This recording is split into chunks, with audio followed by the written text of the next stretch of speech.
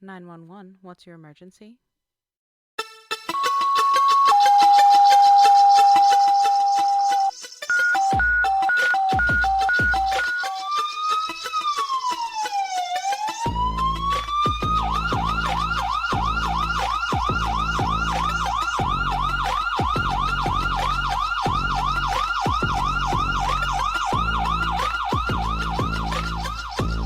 The following content is graphic, emotional, and includes dark humor that may not be suitable for all listeners. Discretion is advised, explicit content included. These stories are based on real-life EMS and first responder experiences. The calls are real, the providers are real. Names and patient details have been changed to protect privacy. Episodes may include trauma, suicide, abuse, medical emergencies, mental health struggles, or things your HR department would definitely not approve of. Any advice, opinions, or discussion of medical procedures are based on personal experience and should never override your local protocols, medical direction, or training. Use your damn brain. Follow your guidelines and your local or agency protocols. Follow your training. And when in doubt, call med control. Most importantly, if you're struggling, don't do it alone. Talk to someone, a coworker, a friend, a therapist. Or hell, reach out to me. I'll answer. Need help right now? Text or call 988 or visit 988lifeline.org.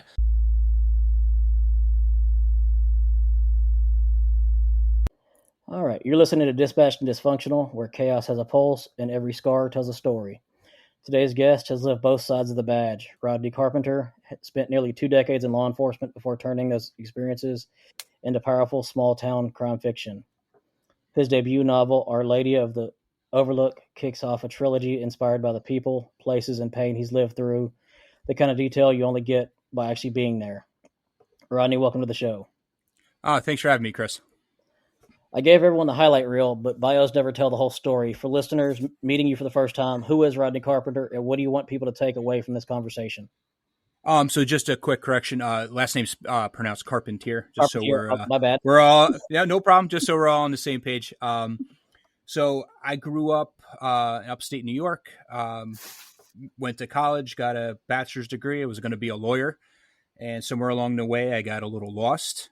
I wound up in California for a year, and while I was out there with that big college degree, making about $12 an hour, I needed to find a real job. I looked at a banner over Hollywood Boulevard, and it said, "Hey, join the LAPD." So started going through the process out there. We wound up moving back home to New York, where I began my law enforcement career in 2006, starting as a correction officer. And then about 2.5 years later, switching over and becoming a police officer. And I've worked, I'm 17 years into my career. I got about a little less than 3 years left. That's awesome. So you literally worked from your way from the bottom to the top, pretty much.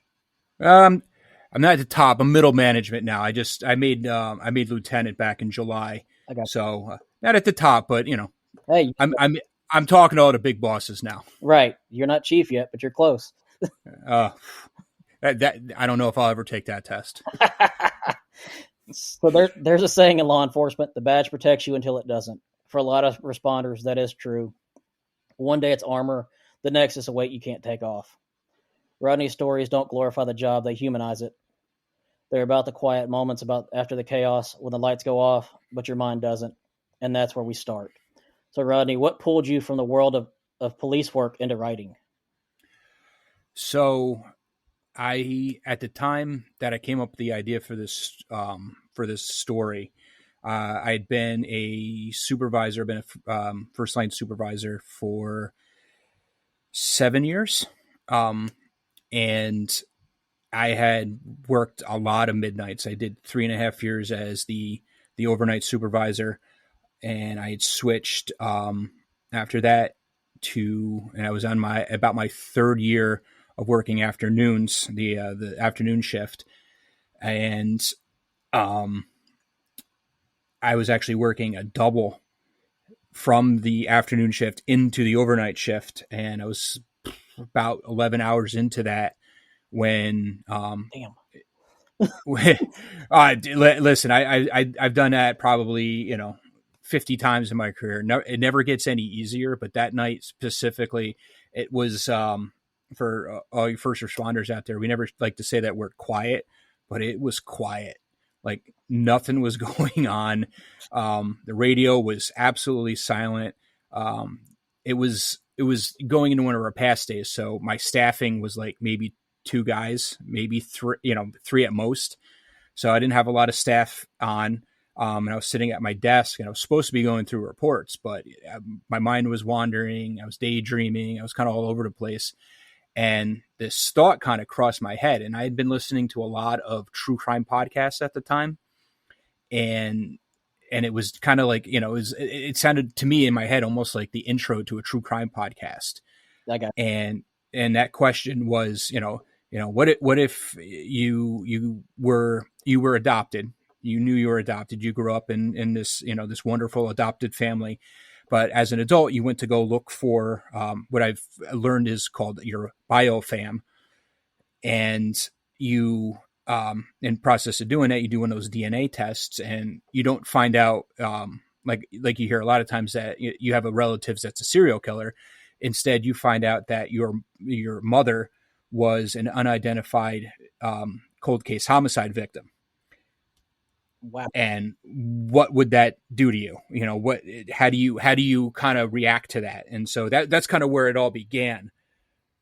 And as I kind of developed this idea, I put myself on the other side of that. And well, what about the law enforcement? Because obviously that's my perspective. I'm not an orphan. I didn't grow up in that situation. I have family who did, and I kind of pulled on some of their experiences. But my idea was, well, what is the law enforcement perspective? What happened? What is going to happen on the other side of that? So I wound up creating this rookie police officer character who is actually living in his father's shadow, and his father was the one who discovered this cold case victim, 40 years ago. Looking, his father's now passed, so he can't ask him, "Hey, Dad, what happened?" And this guy's a rookie. He's trying to figure out how to be a police officer. He's trying to figure out how to fit in with the guys, because any rookie will tell you, every department kind of has its way of doing things, and just kind of fitting in with the guys, and being able to take some of that that well-intentioned abuse to see if you're really worthy of the job.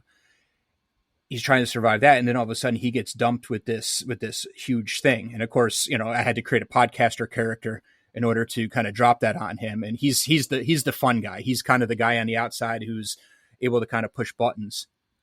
But so I kind of had this dichotomy between the law enforcement side and this this poor woman who just finds out that her entire life gets turned upside down. And what is everyone's reactions to that? I gotcha. So you've said before that fiction lets you tell the truth safely. What did you mean by that? So if you wrap any cops tell stories, any first responder tells stories. Right. We all have it. We all have that, nobody will tell a story more than a first responder, and especially, cops. Every day I'll go and I'll talk to the same guys and we tell the same stories, or at least every month the same stories go around and around, especially when there's a rookie there or somebody new. So once you kind of get this distance from it, and you've had your chance to deal with it a little bit, no matter what it is. And again, I've also seen the smallest things affect somebody. You can go to a horrific wreck, and it may not affect you as much as going to a domestic and seeing a child that's stuck in the middle of that situation. Everybody kind of has a different trigger, but once you kind of have that space, and as long as you have healthy ways of coping with things, you start telling those stories, you're wrapped in this little bit of bulletproofness that's of time and distance. And, you can embellish where you want to embellish. Oh man, you wouldn't believe the smell, or, you can focus on different things that help you get that story across without maybe necessarily, putting your emotions out there. I gotcha. That does make a lot of sense because we all use the dark sense of humor, is Yeah, absolutely. the whole burying ourselves on the job type deals. I get it.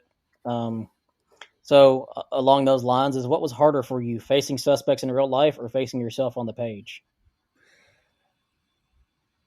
Um, I'd say real life. The page never scared me. I've always been a creative person. I've always written. Again, I was an English major in college. I had to, make up crap all the time. When you're trying to get through, and they're like, oh, this has got to be a 30-page paper on, these 6 lines of poetry. That never scared me. Being in real life and trying to really talk your way out of something is a lot easier than writing your way out of something, I guess. Because you go into something and you tell somebody something's going to happen a certain way, you kind of have to be a man of your word or a person of your word at that point. If you say, hey, you're under arrest, you can't say, oh, I was just joking. Let's take this back. You kind of got to do that. If you're writing and you write yourself into a corner, you can kind of go back and say, oh, well, maybe he had this tool instead. In real life, you can't, there's no rewind button. There's no way to take it back and say, oh no, wait a minute. This is what I really meant. Right, I gotcha. So you spent nearly 20 years in law enforcement. That's a lifetime of scenes, smells, and silence. How do you capture that reality without turning it into trauma porn? I'm not very graphic in my fiction. I actually have a coworker who's also a writer. He writes in the horror genre. He's very graphic, extremely great storyteller, but his stuff is a lot more graphic when it comes to both sexual violence, regular violence, the descriptions and stuff. I read a couple of his books. For me, though, I'm a sanitized, podcast version of it. Like, hey, these bad things happened, but I don't need to tell you how bad it was. I don't need to draw you a picture of how bad it was. I'd rather show you the reaction, Right. or the emotion that the person who's experiencing it does. There's the scene. So again, I described kind of the background on the rookie police officer. He's looking into this case. Well, the thing that kind of moves him forward is now in modern day, he stumbles upon his own murder investigation. Okay. And that kind of spurs him to, and there's a lot of similar elements. So as he's spurred to kind of look into his father's case, now he has this new case. And because of the small town nature and, kind of wanting to have someone familiar, he gets assigned to help out with the state police who are kind of running the case. So as he kind of does that, he makes these connections. So there's an entire scene. Main character's name is Mike, and he's in every scene, but it's always everyone else looking at him. There's no scene from his point of view, except for the scene where he finds this body, and describing it. Again, there's the whole response to the scene, and it's an unintended car, and he's trying to determine, where somebody is, and the doors open, the ignition noise is bonging, and the lights on in the car, but the rest of this, it's a wooded area, it's dark. And he kind of looks around, his flashlight catches the light of something, and he's drawn to it. And he starts kind of walking over until he realizes it's a dead body. And it kind of, it's his, this is his first body. And it's not about, there's a kind of a sanitized description of how the body's laid for clue purposes. Obviously, Right. It's a mystery. Right, of course. But it's more about his reaction and how do you do that? How do you walk? I, knock on wood, have never stumbled upon a murdered person. I've seen bodies. I've been to medical calls. I've seen Right. I've seen my share of stuff, but I've never gone to a specific murder scene. My stuff when I was an investigator was more fraud based and things like that. I never did violent crimes. Oh, you did a lot of the white collar stuff. Yeah, a lot of white collar computer forensics. That that to me, that's some crazy shit. I mean, Uh, some of the shit yeah, seen on that. we definitely can discuss that too. Cause I did a CP case, in the months after my mother passed away in 2016. And that was a very difficult time for me. I bet. But so just to kind of finish that thought, getting away, not having the graphic kind of images. It's more of the emotional charge. And, Mike kind of falls into this, and I've seen this with certain guys I worked with. They actually become more clinical the more stress that they're under. Right. And It's not an, oh my God, and I'm going to run away. That fight flight kind of reaction, Mike's reaction is, immediately I know I'm in a crime scene, and instead of freaking out, he's very patient and careful. He has a partner that comes up, and when his partner comes up, he says very specifically, don't, if you're going to come up, make sure you go wide, because this is bad news. that makes sense. So my kids asked me to ask this, but what's one detail about police work you see TV and movies get wrong every single time? How jurisdictions work. If I hear one more town sheriff, I work for a sheriff. Sorry. And he is the sheriff of the county. It's not the town sheriff. So that bothers me. Right. All the time. Like, and people not understand, some writers not understanding how it works, or they make the, cut. We were, my daughter and I were recently watching the Scream movies. Cause she's about that age when I actually first started watching them. So I'm like, you'll like it. It's a whodunit. Yeah, it's a little graphic, but it's a whodunit. So she's watching, and they talk about the Woodsboro town sheriff, and I'm like, it's not how this works. Even in California, it's not how this works. It's always a county. It's always a county. It's the Shire Reeve. And but I do appreciate when people do get it right, though, too. When there's a series of books I just read, very good. It's more of a reporter sleuth, but she works very close. The main character works very closely with the sheriff's office, and she's very descriptive about it's the county sheriff, and I'm like, perfect. You did your homework. Finally. Yeah. Yeah, it's like me, but I can't watch Chicago Fire or any of the ambulance shows. My wife will kick me out of the room. She's like, "Will you stop screaming at the damn TV?" TV. Yeah, I understand it, but damn, it's so wrong. Yeah. So you said you've carried ghosts from those mountains. How much of writing is an exorcism for you? It's more of a personal exorcism. I put a lot of personal stuff kind of woven in between the family stuff, woven in between kind of the more procedural things. And one of the impetuses behind when I started writing this was it was about a month after my father passed away in 2022. And again, I had always been creative. I tried to write things when I was in college. I tried to write things when I was assigned to the yard tower when I was a correction officer, and nothing had ever worked out. I didn't know how to do this. So I would run with an idea for a little while, but then it would just kind of fizzle out. When this idea came to me, it was, I need to do this for me, but for my dad, for my mom, for the people who supported me. And, they both died pretty young. My mom was 57 when she passed, and my dad was 62. And this was about a month before my 40th birthday.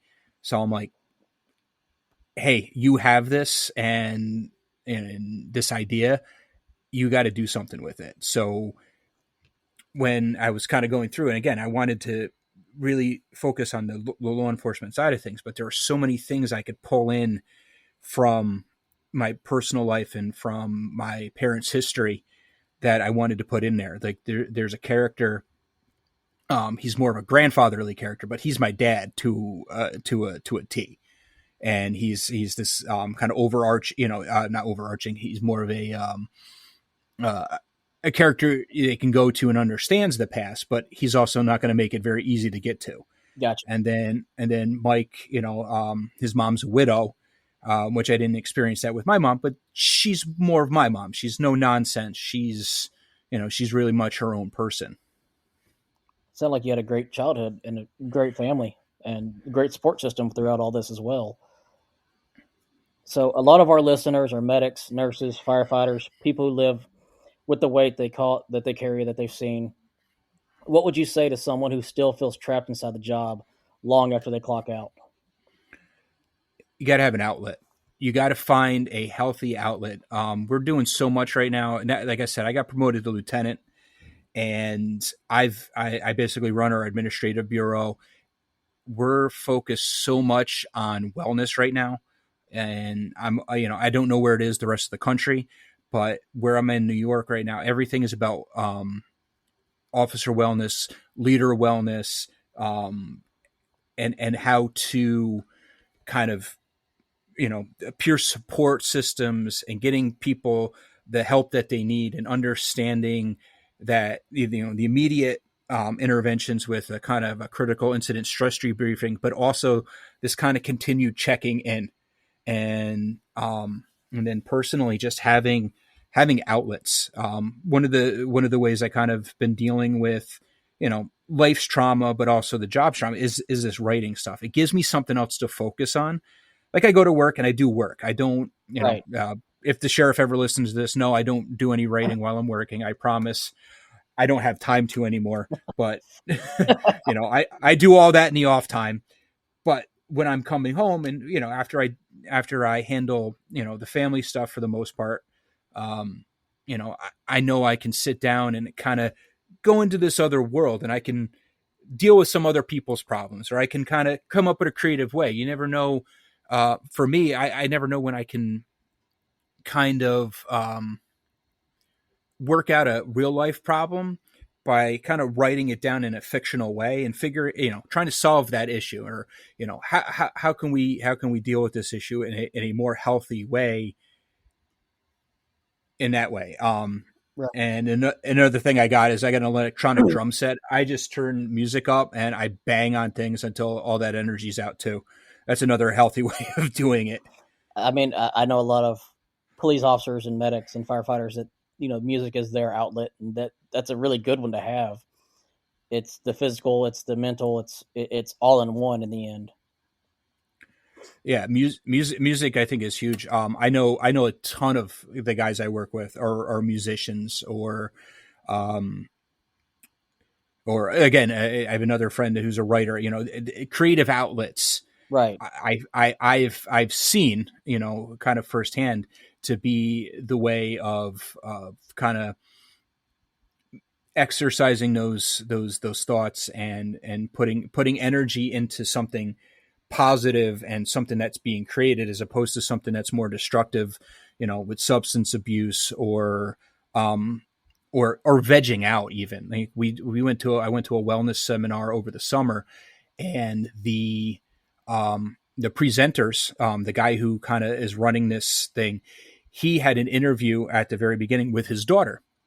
He's been in law enforcement for 35 plus years. His daughter's in her early 20s. She's also in law enforcement, and they had it. They started the whole thing with a dialogue, and this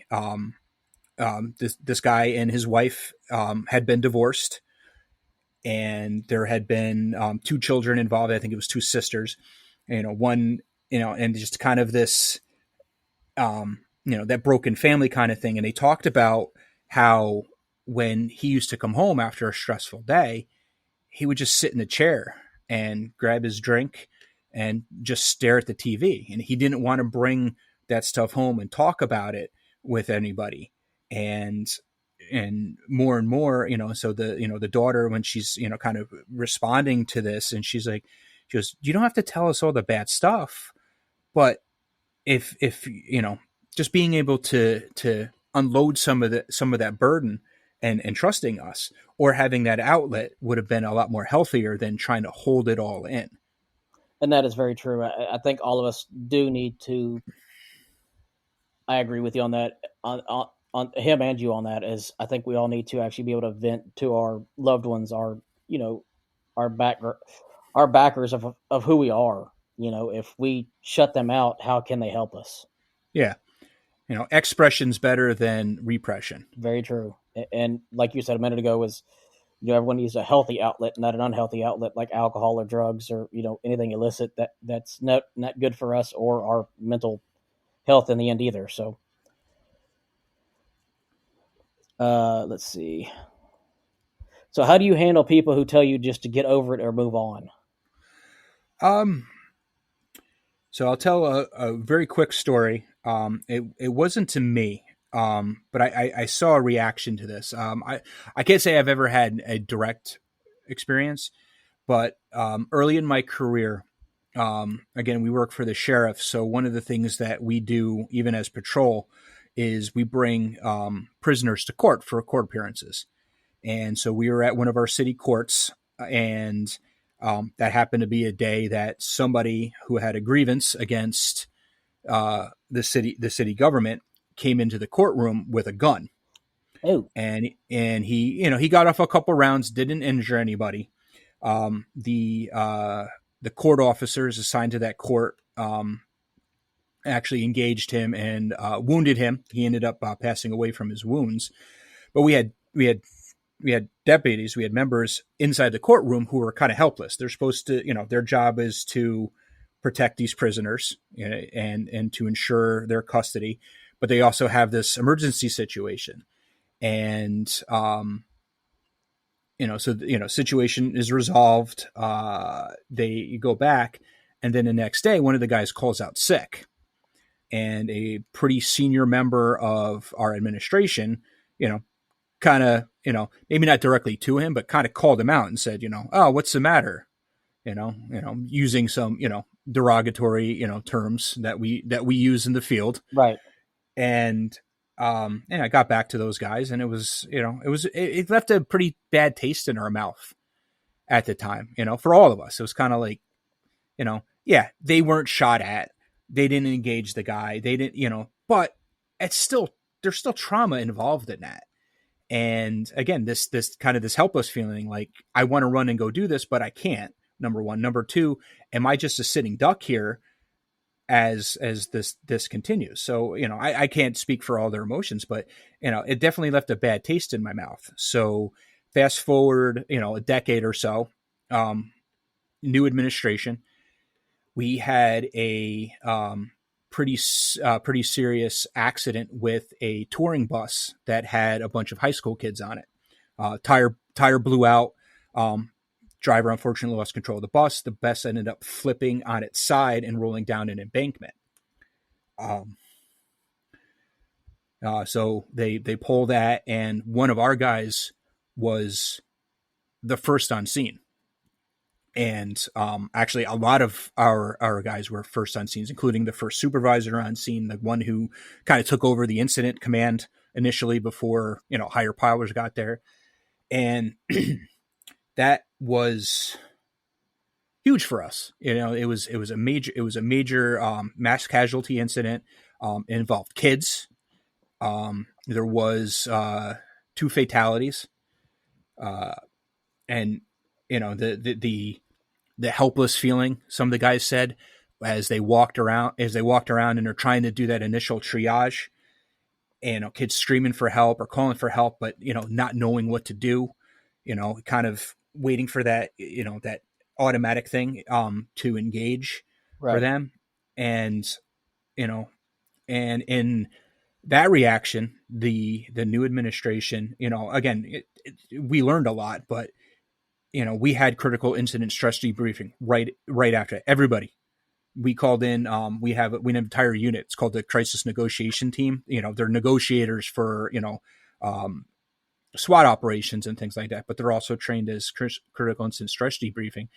And we had everybody. We had rooms set up all over the place so we could do individuals for the guys that were there immediately, and then groups for guys. Like I got debriefed. I mostly stood by at the station because so many people had run out the door. I'm like, well, somebody needs to stay here at the house and coordinate a response. So I ended up teaming up with our chief and our lieutenant, and so we're on body cams, we're watching everything.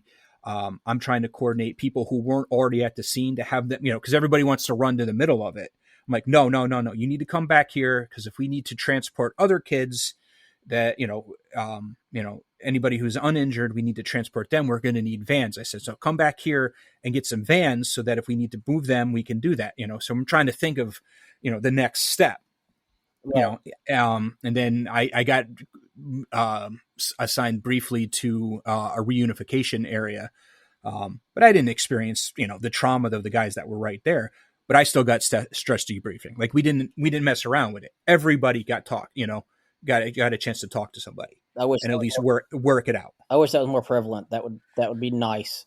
And we do it. We provide it for our. We're a mostly volunteer county when it comes to fire and EMS. We have a couple of professional agencies, but most of it's volunteer. So people who may have some experience, but they're not necessarily doing this every single day their entire life.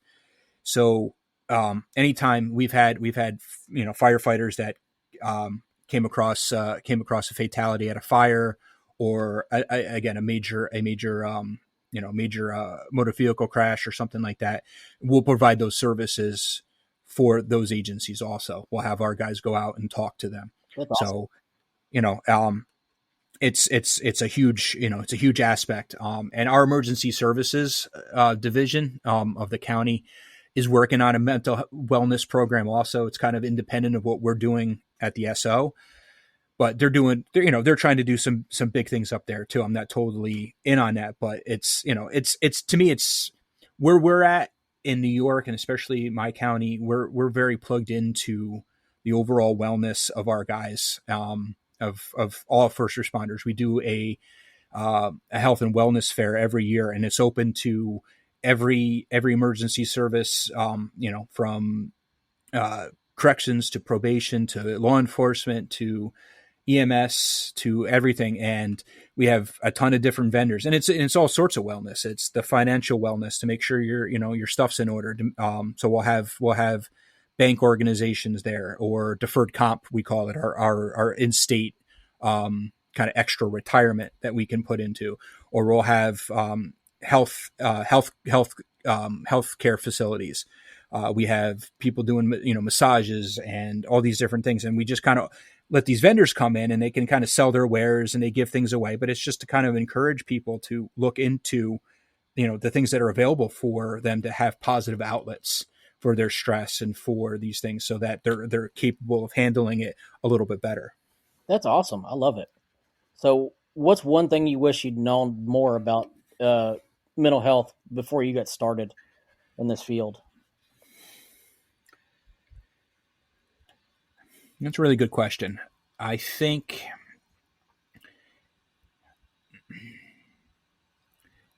it's kind of become a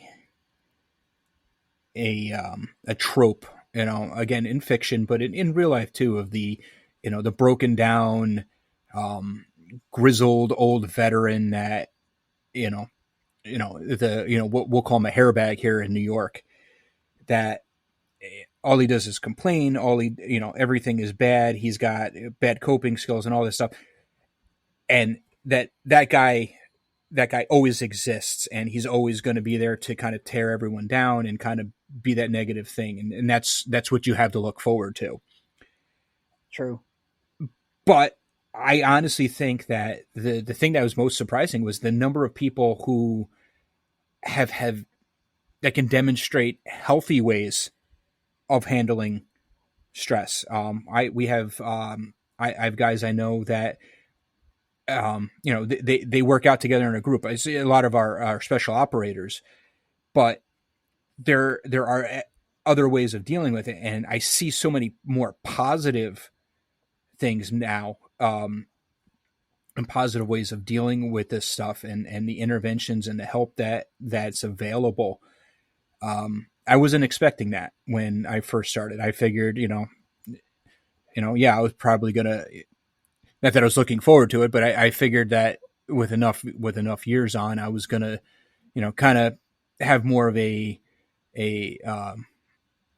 negative view on the world. And more I find that when it comes to, doing my job every day, I have some positivity. It's a little bit of reality also that, yeah, things are going to suck. You're going to go to a call that sucks, but afterwards, you're going to come back to the station. We're going to giggle about it and we're going to, get through it together.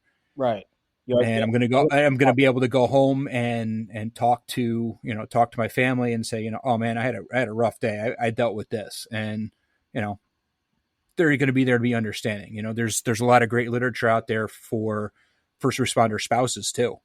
I had my wife, I Love a Cop, which is a really good book. And it kind of gave her a perspective of how to approach me, when it comes to that. So, so I just think the amount of resources that have developed, I guess, since the beginning of my career has been wonderful. And I hope that moving forward, it becomes more of a staple of the healthy first responder, the healthy cop, the healthy firefighter who is able to be honest about how he or she feels and can, move on with their life and just do their job. Right. So, what have you, in your years of law enforcement, what has it taught you about human nature? That it's extremely complicated. There's no, I've taken a lot of bias classes and ways of approaching, everyday interactions with people. I've found so many contradictory things to how I thought they were going to go that the biggest thing I say about human nature is so unpredictable. You never know when, again, in the depths of COVID and everything that occurred in 2020 with George Floyd, I had more minority folks out at the store when I was picking up a coffee say, "Hey man, I just want to let you know I support law enforcement." I'm like, "Hey, cool. Hey, thanks. No problem. Shake a hand." Right. As opposed to, people that were, mad or angry or, coming at me, even the protest I went to, we had a protest in one of our towns and it was, sanctioned march and everything was going good. And then a group of the marchers kind of moved off towards the town hall and it was surrounded, but the only person that was there to kind of be in between them and this building was me and a part-time officer from that town. So we're kind of standing there and, they formed up and they're getting, they're letting everything out. They're yelling at us, asking us to kneel and all these things. And, we had our directions and, we stood there, we were respectful. And when it was all over, finally, the organizers who were, probably, 5 or 6 years older than some of these young people who were protesting, they started moving off, and the protesters came up to me, shook my hand, and said, "Hey, thanks a lot. We really appreciate it." So here you have a protest situation for something that was extremely controversial at the time. Everybody had an opinion. Everybody had their way of looking at it, and at the end, there was respect that was shown on both sides. And that's one of those very unpredictable things.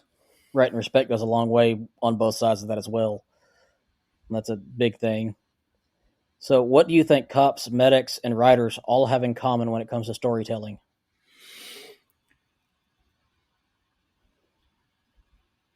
Bigger the better. There's always, one more or two more things to deal with than there really was, or how important your main character or you as the protagonist of your yarn to the new guy is. I was there and I was all by myself, and the other three guys that were there also are like, "Wait a minute, weren't we there too?" Shh, come on, listen. The lieutenant's trying to tell the new Jack what's going on, right? So, to me, storytelling is always the first way of entertaining people, and it goes back probably goes back further than fire itself. Oh yeah, I'm sure.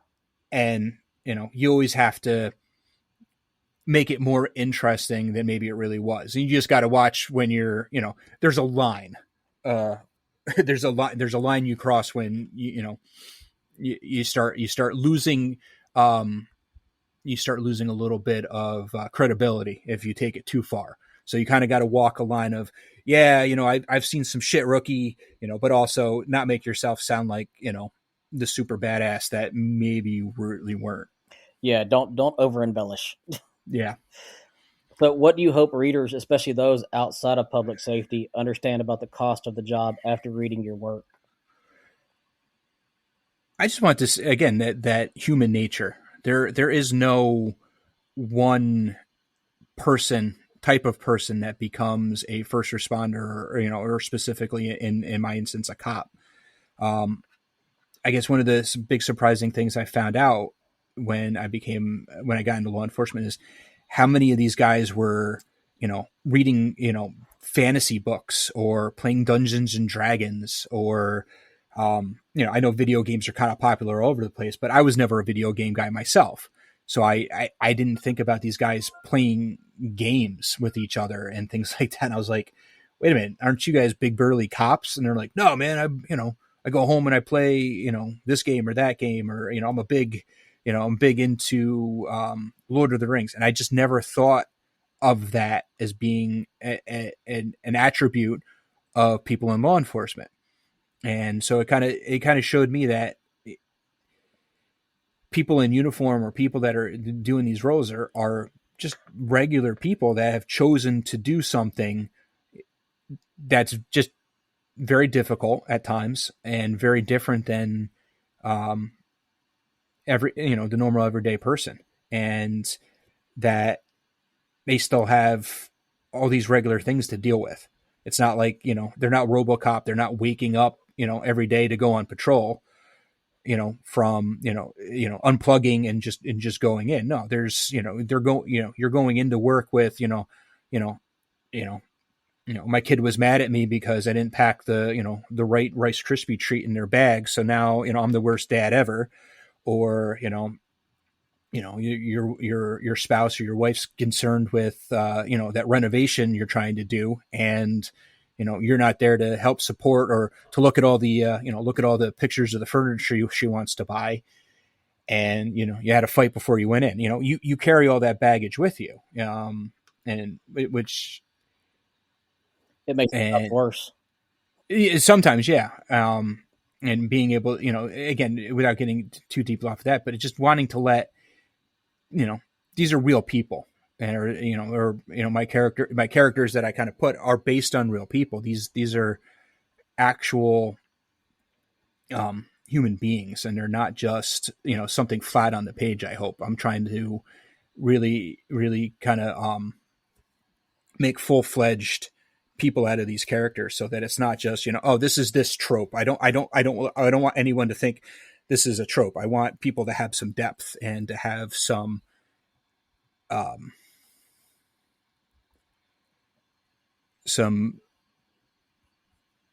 better understanding, some conflict in what you would expect, and without being silly and subversive. Just be like, yeah, they're very fastidious and they're very clean about their uniform, but they also eat big sloppy sandwiches, right? Something like that. Something contradictory to that. I gotcha. So, which of your characters taught you something about yourself out of your book? That is a really good question. I think really the character I like most is this sergeant character, who's kind of the quiet, steady person in the book. He's the one everybody can bounce ideas off of, actually it's both books. I do have a sequel out that came out in the end of August, and through both books, he's the steady person. He's Sergeant Grant. So most of the time I refer to him as Sergeant, but every once in a while I also kind of throw in his first name, but that's usually somebody calling him that. I don't refer to him that way. So there's this kind of like built-in respect to that person. And he is a combination of a bunch of different supervisors that I've had over the years that were not bombastic, that were just, they were there for you. Gotcha. And, and kind of, I guess also a little bit of the, the sergeant I wanted to be. I wanted to be the one that was, when I showed up, things didn't get worse, things got better. Right. And not that I had to do anything, just mere presence calms things down. There's a scene in a book where Mike has to utilize his taser, and he's and again, it's not from his perspective; it's actually from the perspective of the person who gets tased.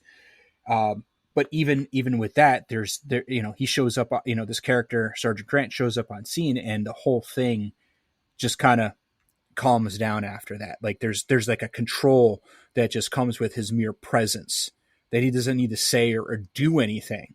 He's just there. I gotcha. So, final question. What's next in the Overlook series, and how does it expand on the world you've already built? So, like I said, I released the second book in the trilogy in August, and that really was kind of taking everything you took for granted in the first book and kind of turns it on its head. There's some resolutions to both cases, and you kind of get to the beginning and things kind of start to unravel, and we kind of learn more and more about Mike's dad's past, and we learn that the person that was arrested in the first book for the modern day murder may have done something with may not in fact be responsible, and may have his own motivations for kind of accepting this incarceration. Okay. And then I'm currently working on a third book, which I have to answer all the questions. So, so I literally have a document that just says, all right, you started this. Now you need to resolve that. This guy is doing this, so you need to resolve that. So I'm in the process of trying to kind of push that book forward. I gotten past what we call the inciting incident in the writer parlance, kind of the thing that's going to push the action forward. Right. And I'm kind of past that. It's one of the most action-packed scenes I've ever written. Kind of really gets out there. Involves a big fire, and then trying to figure out where, because I know where I want things to resolve in the very end, but I kind of got to help push them that way, with also remembering what happened in the first two books, which is a lot harder than you would expect. Oh, I would imagine. So luckily I have a very good editor who I'm hoping took really good notes. So when I finish and she goes through it, she can go, wait a minute, you can't say that because this happened in book 1 on page. I'm like, oh, crap. So that was Rodney Carpentier, proof that sometimes the hardest stories to tell are the ones we've lived through ourselves. Rodney, before we close, where can listeners find your work and keep up with you and what you're doing? So I am on Facebook as R.L. Carpentier, small town mystery crime procedural writer. I have a website, rlcarpentierwriter.com. You can find out all about me. I do a lot of podcast interviews. So I have a bunch of interviews up there. This one will get out there once it's released. And you can also check out my two current novels on there. I do have a blog that's linked from there. I have to get back into writing in that, but I do have a blog. And on my website, you can also sign up for my newsletter, which I'm now doing bi-weekly. Kind of got a little too busy to do a weekly one. Makes sense. And before we wrap up, what's the one thing you want listeners to take away from this episode in the end? To find some solace and some outlet in creativity for the stress and the pressure and the trauma that you can go through as a first responder. And finding that outlet will help you better cope with what you deal with every day. That's a powerful statement, and that's why these conversations matter, because none of us get out of this job untouched, but we can decide what we do with the scar. If you think it's too heavy to say it anyway. It beats a eulogy. You don't have to apologize for surviving however you can. You're not the reason things are heavy, you're the reason they're still moving. Need support right now? Text or call 988 or visit 988lifeline.org. You're not alone, not in this job, not in this fight. Want to share your story or connect? Visit critical-run.com or message the Facebook page Dispatched and Dysfunctional. We're building this for you, for them, for all of us.